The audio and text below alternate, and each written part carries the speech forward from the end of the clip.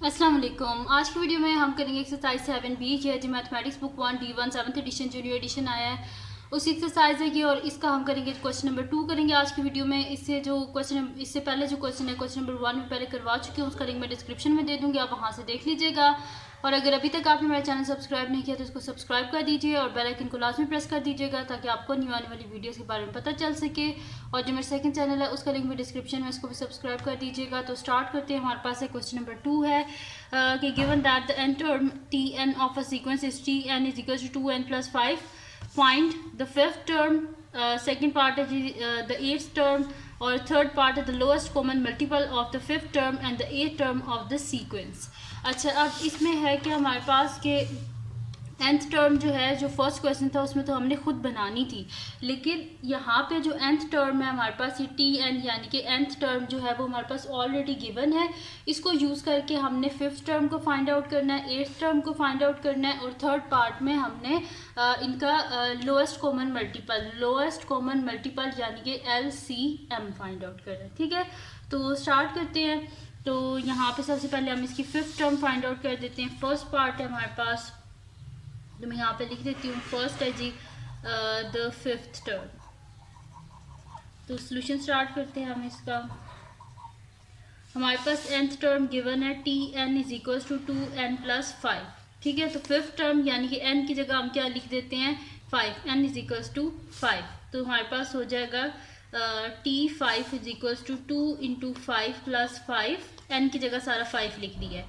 तो 2 5 से 10, 10 plus 5 is equals to 15, यानी कि t5 हमारे पास क्या आ गया 15, यानी कि इसकी फिफ्थ टर्म हमारे पास क्या है 15 है। अब इसका सेकंड पार्ट कर लेते हैं, जिसमें वो हमसे कह रहे हैं कि हमने क्या करना है द एट्थ टर्म। हमने इसकी क्या करनी है, जो एट्थ टर्म है उसको हमने फाइंड आउट करना है। तो यहाँ पे लिख देती हूँ द एट्थ टर्म। तो सोल्यूशन स्टार्ट करते हैं। हमारे पास जो है वो n की वैल्यू गिवन है, तो मैं यहाँ पे लिख देती हूँ tn is equal to 2n plus 5। ये गिवन है हमारे पास इसकी nth टर्म। तो n के हम ले लेते हैं 8, क्योंकि हमें एट्थ टर्म चाहिए। तो t8 is equal to 2 into 8 plus 5। तो 8 2 ज़ा 16, 16 प्लस 5, तो 16 प्लस 5 हमारे पास क्या हो जाएगा 21। तो मैं यहाँ पे लिख देती हूँ 21, यानी कि इसकी जो इसकी एट टर्म है वो हमारे पास क्या आ गई 21 आ गया। अब करना क्या है, इसका हमने करना है जी थर्ड पार्ट। तो थर्ड पार्ट में लिखा हुआ है कि हमने least common multiple find out करना है। तो लीस्ट कॉमन मल्टीपल क्या होता है हमारे पास LCM। तो मैं यहाँ पे लिख देती हूँ थर्ड पार्ट है अब। ठीक है, तो थर्ड पार्ट में हम इसका जो है वो फाइंड आउट कर लेते हैं, लीस्ट कॉमन मल्टीपल यानी कि LCM फाइंड आउट कर लेते हैं। तो स्टार्ट करते हैं। यहाँ पे हमारे पास फिफ्थ टर्म जो थी वो क्या थी हमारे पास, कि मैं फिफ्थ टर्म जो थी हमारे पास t5 था जी 15, और t8 हमारे पास था 21। ये हमने फाइंड आउट किया था, ये फिफ्थ टर्म और ये एट्थ टर्म। अच्छा, अब LCM फाइंड आउट करना है, तो जो साइड पे हम फाइंड आउट कर लेते हैं 15 और 21 का। तो सबसे पहले तो 2 की टेबल से तो ये होंगे नहीं, 3 की टेबल से होंगे। तो 3 5 ज़ा 15, 3 7 ज़ा 21। अब 5 की टेबल से होंगे, 5 1 ज़ा 5 7 एज इट इज़। अब 7 की टेबल से 7 1 ज़ा 7। तो इन सबको मल्टीप्लाई करेंगे तभी तो LCM आता है हमारे पास। तो मैं यहाँ पे लिख देती हूँ कि LCM of fifth and eighth term is equals to हमारे पास क्या आ जाएगा 3 मल्टीप्लाई बाय 5 मल्टीप्लाई बाय 7। तो 3 5 ज़ा 15, 15 7 ज़ा हमारे पास क्या होता है 105। तो ये हमारे पास क्या आ गया इसका LCM 105। और यहाँ पे कंप्लीट सॉल्व हो गया हमारे पास क्वेश्चन नंबर 2। तो हम क्या कर लेते हैं, अब इसका नेक्स्ट क्वेश्चन जो है वो भी इसी वीडियो में सॉल्व कर लेते हैं। क्वेश्चन नंबर 3 जो है वो भी मैं आपको करवा देती हूँ। तो अब क्वेश्चन नंबर 3 जो है इसको देख लेते हैं। इसमें हमारे पास है कि consider the sequence 3 6 9 12 15, write down the next 2 terms of the sequence. Second है find in term of n a formula for the nth term of the sequence, and third one है find the 105th term of the sequence। अच्छा, अब इसमें ये जो nth term वाला है ये तो हम फर्स्ट पार्ट में सारे जो थे ना वही हम यही करते रहे कि हम उसकी nth टर्म यानी कि जनरल फॉर्म जो है वो हम उसकी फाइंड कर रहे थे। उसके बाद इसमें करना क्या, सबसे पहले तो इन्हें कहा है कि नेक्स्ट टू टर्म्स हमने सीक्वेंस की लिखनी है, तो हम क्या करेंगे, इसका कॉमन डिफरेंस देख लेते हैं। कॉमन डिफरेंस क्या है, फिर हम वही इसमें ऐड कर देंगे तो हमारे पास नेक्स्ट टू टर्म्स जो हैं वो आ जाएंगी, ईजिली आ जाएंगी। तो फिर मैं यहाँ पे लिख लेती हूँ सबसे पहले सोल्यूशन।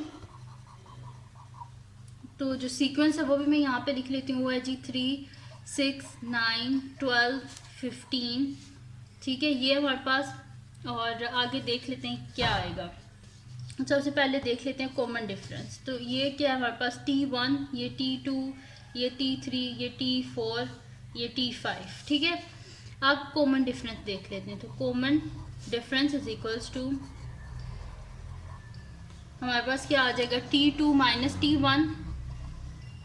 तो T2 क्या है हमारे पास 6, 6 माइनस 3 क्या आ जाएगा हमारे पास 3। इसी तरह 9 में से 6 को T3 माइनस T2 करें तब भी 3 आएगा, T4 माइनस T3 करें तब भी 3 आएगा, इसी तरह T5 माइनस T4 करें तो भी यही आएगा। ठीक है, यानी कि 15 माइनस 12 भी 3 होता है, 12 माइनस 9 भी 3 होता है, 9 माइनस 6 भी 3 होता है, 6 माइनस 3 भी 3 होता है, यानी कि इन सब में डिफरेंस किसका आ रहा है, 3 का आ रहा है। तो हमारे पास फिर नेक्स्ट टू टर्म्स क्या आ जाएंगी, इसमें 15 में जो है वो हम करेंगे 3 ऐड, तो हमारे पास क्या आ जाएगी, तो मैं यहाँ पे लिख देती हूँ कि T6 is equals to 15 plus 3, यानी कि हमारे पास क्या आ जाएगा 15, 16, 17, 18। और इसी तरह T7 क्या आ जाएगा हमारे पास कि T6 प्लस 3 यानी कि 18। मैं यहाँ पे लिख देती हूँ T6 प्लस 3, यानी कि पिछली टर्म में 3 को ऐड कर दो तो नेक्स्ट टर्म आ जाती है, यानी कि 18 प्लस 3 तो 18, 19, 20, 21 आ गया हमारे पास। ठीक है, यानी कि T7 क्या आ गया हमारे पास 21। तो यही हमने फाइंड आउट करनी थी टर्म्स, तो ये हमारे पास आ गई। तो मैं यहाँ पे लिख देती हूँ the next two terms are 18 and 21। इधर T6 में भी यही किया, T6 is equals to T5 plus 3। ठीक है, बस आप जो पिछली टर्म है उसमें 3 ऐड करते जाएंगे तो आपके पास नेक्स्ट टर्म्स जो है वो आती जाएंगी। अब चलते हैं इसके सेकंड पार्ट की तरफ। सेकंड है जी find in terms of an a formula for the nth term of the sequence. तो कॉमन डिफरेंस तो हम पहले फाइंड आउट कर चुके हैं, वो हमारे पास क्या आया है, इसका कॉमन डिफरेंस 3 आ चुका है। ठीक है, तो अब फार्मूला हम किस तरह जनरेट करते थे nth टर्म का, हमारे पास होता था कि अब यहाँ पे मैं लिख देती हूँ सेकंड पार्ट का सोल्यूशन। ठीक है, तो यहाँ पे मैं इसको लिख देती हूँ कि ये जो सबसे पहले कॉमन डिफरेंस, इसमें ऊपर दोबारा लिख लेती हूँ कि कॉमन डिफरेंस क्या है हमारे पास, कॉमन डिफरेंस है जी 3 है हमारे पास। तो हम लिखते किस तरह थे कि हमारे पास nth टर्म किसके इक्वल आती है, common difference into n plus हमारे पास क्या होता है c, और c किसके इक्वल है, T0 के। तो यहाँ पे हम फिर क्या लिखते हैं कि द टर्म बिफोर, मैं नेक्स्ट शीट ले लेती हूँ और उस पर मैं आपको ये आगे करवा देती हूँ कि हमने क्या करना है, Tn को ये C को फाइंड आउट अब करना है nth टर्म बनाने के लिए। तो C जो है वो हमारे पास किसके इक्वल होता है, T0 के। तो मैं यहाँ पे लिख देती हूँ कि the term before T1 is C and which is equal to T0। और T0 किसके इक्वल होगा, कोई भी चीज़ आपने फाइंड आउट करनी होती है तो उससे जो पिछला मतलब कि हमारे पास होता है, जैसे कि आप ये T0 है, T1 हमारे पास जो सीक्वेंस है वो कहाँ से स्टार्ट हुआ है, T1 से, लेकिन हमने उससे पिछला फाइंड आउट करना है जो कि सीक्वेंस में नहीं गिवन। तो जब पिछला फाइंड आउट करना है तो माइनस करना है, और अगर अगला फाइंड आउट करना है तो प्लस करना है। तो हमने जब पिछला फाइंड आउट करना है तो हम क्या कर देंगे, T1 में से कॉमन डिफरेंस को माइनस कर देंगे। ठीक है, तो T1 हमारे पास क्या है, 3 है, तो यहाँ पे मैं लिख देती हूँ 3 माइनस 3, तो T0 मेरे पास क्या आ जाएगा 0, यानी कि T0 C जो है वो हमारे पास क्या आ गया, 0 आ गया। मैं यहाँ पे लिख देती हूँ C is equal to T0 equals to 0, यानी कि यहाँ पे हमारे पास क्या आ जाएगा कि ये जो C मैंने यहाँ पे लिखा था Tn is equal to 3n plus C क्या हमारे पास T0 है, तो T0 की वैल्यू क्या आई है, 0 आई है। तो Tn is equals to 3n plus 0, यानी कि Tn हमारे पास क्या आ गया है 3n, यानी कि इसकी जो nth टर्म है वो हमारे पास क्या आई है 3n आई है। अब चलते हैं जी इसके नेक्स्ट पार्ट की तरफ, जो कि हमारे पास इसका लास्ट पार्ट है, जो लिखा हुआ है hence find the 105th term. कि अगर आपके पास जब हमने nth टर्म फाइंड आउट कर लिया है तो इसके बीच में 105 को सब्स्टिट्यूट करके हमने nth टर्म को फाइंड आउट करना है। तो मैं यहाँ पे लिख देती हूँ थर्ड पार्ट का सोल्यूशन।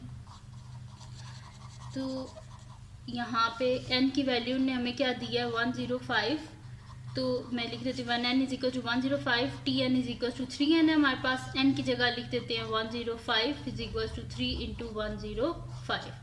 तो 3 5 द 15, 5 1 कैरी, 3 0 0 1 आ गया एज इट इज, 3 1 द 3। तो हमारे पास इसका आंसर क्या आया है 315। ठीक है, तो मैं यहाँ पे लिख देती हूँ कि T105 इज इक्वल्स टू 315। ठीक है, और ये आ गया हमारे पास इसका आंसर, और यहाँ पे कंप्लीट सॉल्व हो गया हमारे पास इसका जो थर्ड पार्ट है वो भी सॉल्व हो गया। अब हम चलते हैं नेक्स्ट क्वेश्चन की तरफ, जो कि हमारे पास है क्वेश्चन नंबर 4, और वो भी इसी तरह का ही क्वेश्चन है। ठीक है, अब इसमें वो कह रहे हैं कि हमारे पास कि कंसिडर द सीक्वेंस, ये सीक्वेंस हमारे पास गिवन है, right down the next 2 terms of the sequence. तो सोल्यूशन स्टार्ट करते हैं, बहुत ईजी सा ही है। तो मैं यहाँ पे लिख देती हूँ सोल्यूशन। अच्छा, सीक्वेंस को लिख लेते हैं। हमारे पास है 10 14 18 22 26 एंड सो ऑन। ठीक है, ये आ गया हमारे पास। तो अब यहाँ पे मैं जो है ना वो लिख लेती हूँ कि ये मेरे पास है T1, ये T2, ये T3, T4, T5। ठीक है, तो कॉमन डिफरेंस पहले फाइंड आउट कर लेते हैं, क्योंकि कॉमन डिफरेंस पता होगा तभी तो नेक्स्ट 2 टर्म्स फाइंड आउट करेंगे। तो common difference is equals to हमारे पास क्या आ जाएगा T2 माइनस T1। तो T2 क्या हमारे पास 14, 14 माइनस 10, 14 में से 10 गए तो पीछे हमारे पास क्या बचेगा 4 बचेगा, यानी कि इसका जो कॉमन डिफरेंस है वो हमारे पास क्या है 4 है। ठीक है, अब हमने क्या फाइंड आउट करना है T6 को T7 को। तो नेक्स्ट टर्म हम किस तरह फाइंड आउट करते हैं, पिछली टर्म में 4 को ऐड कर दें तो नेक्स्ट टर्म आ जाएगी। ठीक है, तो मैं यहाँ पे लिख देती हूँ कि T6 is equals to T5 plus 4। तो T6 is equals to T5 के हमारे पास 26 प्लस 4, यानी कि T6 इज इक्वल्स टू हमारे पास आ गया है 30।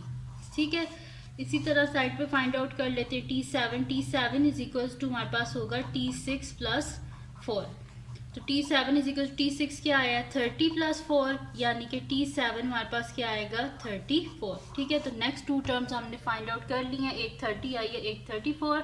तो मैं यहाँ पे लिख दूंगी the next 2 terms, the next 2 terms of the sequence are 30 and 34। ठीक है, तो सेकंड पार्ट का सोल्यूशन मैं नेक्स्ट शीट पे स्टार्ट करती हूँ। इस पे अब हमने करना क्या है कि इनने लिखा हुआ है कि सेकंड पार्ट में हमने nth term of a sequence find out करनी है। तो बिल्कुल वैसे करेंगे जैसे पिछले क्वेश्चन में किया था। सबसे पहले तो मैं यहाँ पे लिख लेती हूँ सोल्यूशन, ये मेरे पास सेकंड पार्ट का है, और इसमें सबसे पहले कॉमन डिफरेंस लिख लेते हैं। तो कॉमन डिफरेंस क्या है हमारे पास, कॉमन डिफरेंस है हमारे पास 4 है।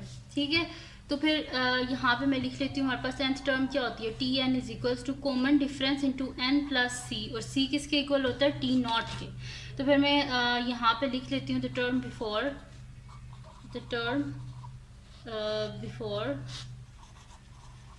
T1 इज c, और c किसके इक्वल होता है T0, और T0 किसके इक्वल होता है हमारे पास मतलब कि देखें, अगर हमने आगे जाना है, जैसे मैं पहले भी पिछले क्वेश्चन में बता चुकी हूँ कि अगर हमने जो है ना नेक्स्ट अगर टर्म फाइंड आउट करनी है तो हम प्लस करते हैं, और अगर पिछली फाइंड आउट करनी हो तो हम माइनस करते हैं। जैसे कि अगर मेरे पास T3 और मुझे कह रहे हैं T4 फाइंड आउट करो, तो मैं 18 में कॉमन डिफरेंस जो है उसको मैं ऐड करूँगी। तो कॉमन डिफरेंस क्या है 4 है, तो 18 प्लस 4 22। और अगर मुझे कहें कि T3 ये है तो T2 फाइंड आउट करें और कॉमन डिफरेंस 4 है, तो मैं इसमें से माइनस करूँगी। पिछली टर्म के लिए माइनस करते हैं कॉमन डिफरेंस, नेक्स्ट टर्म के लिए ऐड करते हैं। अब यहाँ पे हमारे पास T1 गिवन और हमने T0 को फाइंड आउट करना है। तो ये T0 उससे पीछे है ना T1 से, तो हम क्या करेंगे T1 माइनस कॉमन डिफरेंस, और कॉमन डिफरेंस क्या है 4 है। तो T0 इज इक्वल्स टू हमारे पास T1 के 10 है, 10 माइनस 4, यानी कि T0 is equals to 10 minus 4 6 आ गया हमारे पास। ठीक है, तो यहाँ पे मैं लिख देती हूँ कि the nth term of the sequence, यहाँ पे the nth term of the sequence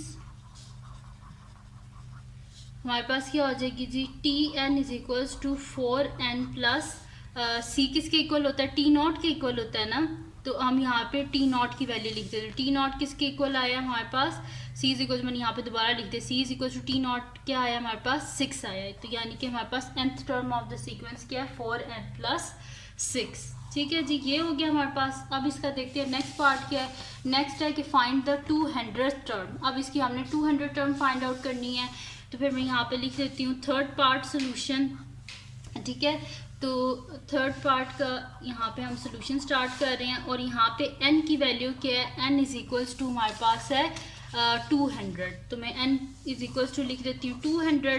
तो t 200 इज इक्वल्स टू हमारे पास क्या आ जाएगा 4 इंटू 200 प्लस 6। ठीक है, तो 4 2 ज़ा 8, 4 2 ज़ा 8, 800 प्लस 6, तो ये मेरे पास क्या आ जाएगा 800 प्लस 6 करेंगे तो 806। तो ये आ गया मेरे पास इसका आंसर 806। और यहाँ पे मेरे पास इसकी 200 टर्म जो है वो आ गई है। ठीक है, और ये है इसका आंसर। ठीक है जी, तो ये थी जी आज की वीडियो जिसमें मैंने आपको करवाया एक्सरसाइज जो है 7B का क्वेश्चन नंबर 2, 3 एंड 4। तो अगर ये वीडियो आपको पसंद आई हो तो उसको लाइक कीजिएगा, मेरे चैनल को सब्सक्राइब कीजिएगा, और जो मेरा सेकंड चैनल है उसको भी सब्सक्राइब कर दीजिएगा, और जो मेरी बहन का चैनल है उसको भी सब्सक्राइब कर दीजिएगा। लिंक डिस्क्रिप्शन में, और अपनी दुआओं में लाजमी याद रखिएगा। अल्लाह हाफ़िज़।